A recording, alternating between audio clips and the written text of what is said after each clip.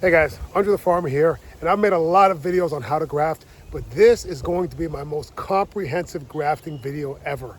So stay tuned. If you want to learn how to graft fruit trees, watch this. Tree right here, this is the first tree that I ever planted, and this is a Kent mango. However, I've grafted a couple different varieties onto it.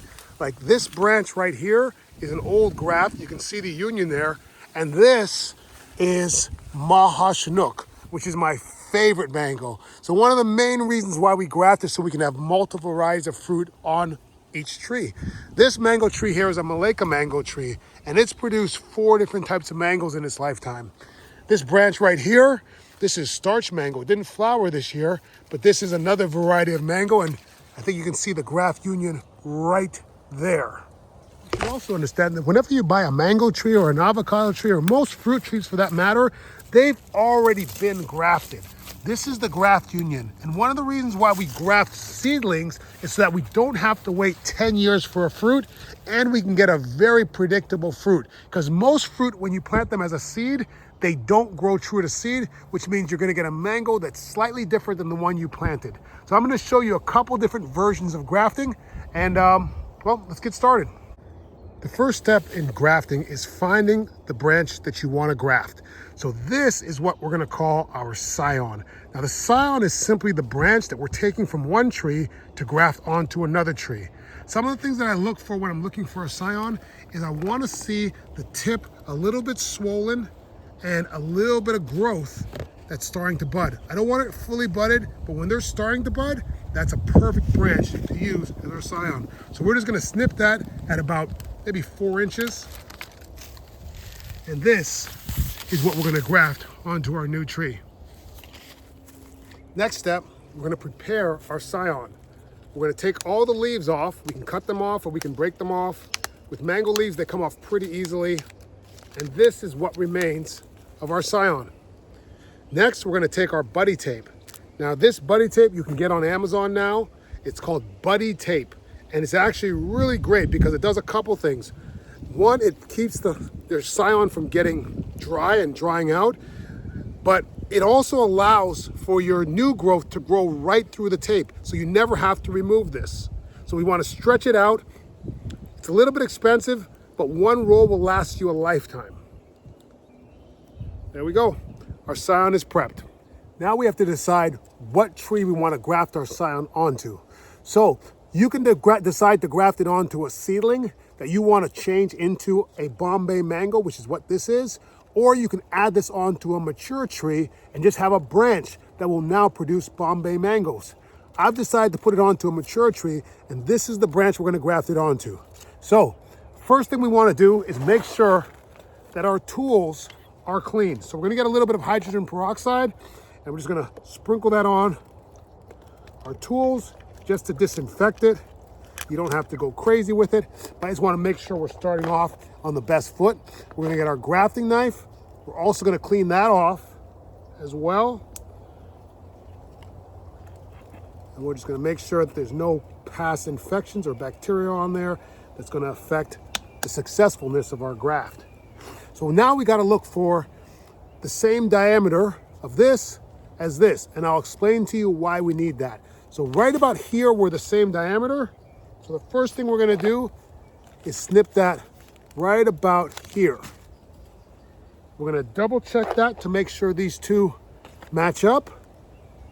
Yep, and now that we've cleaned our tool, we're also going to give this a fresh cut right across the bottom. And what we're going to do now is cut a wedge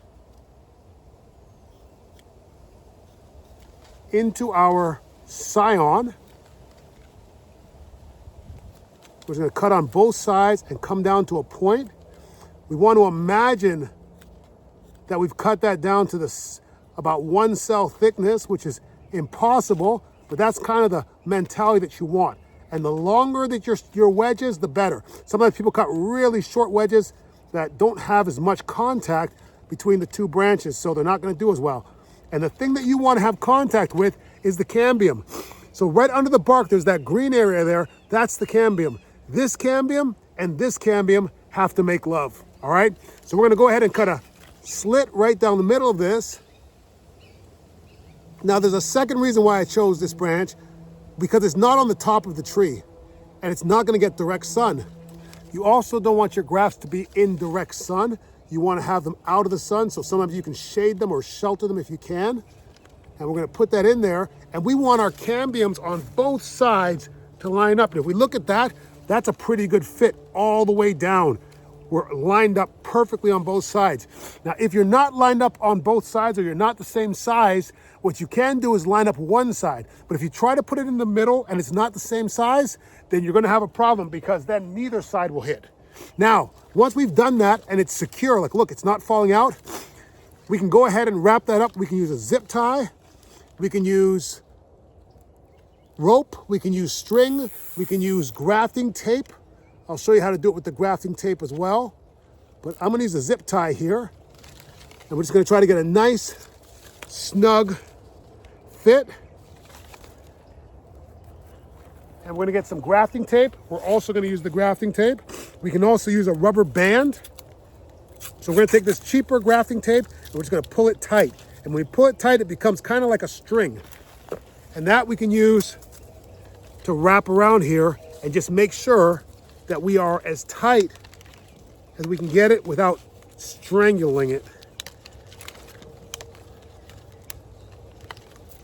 There we go. Now we want to seal this whole thing up, because the number 2 reason why grafts fail is loss of moisture.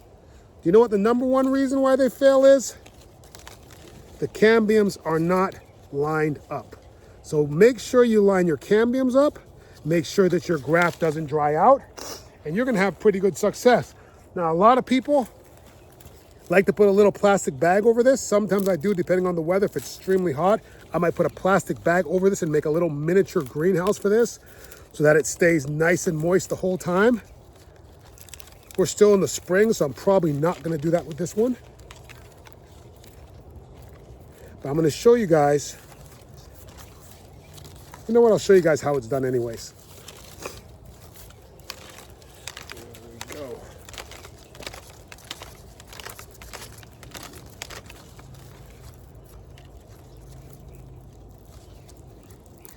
If you have any questions, leave them in the comments, guys.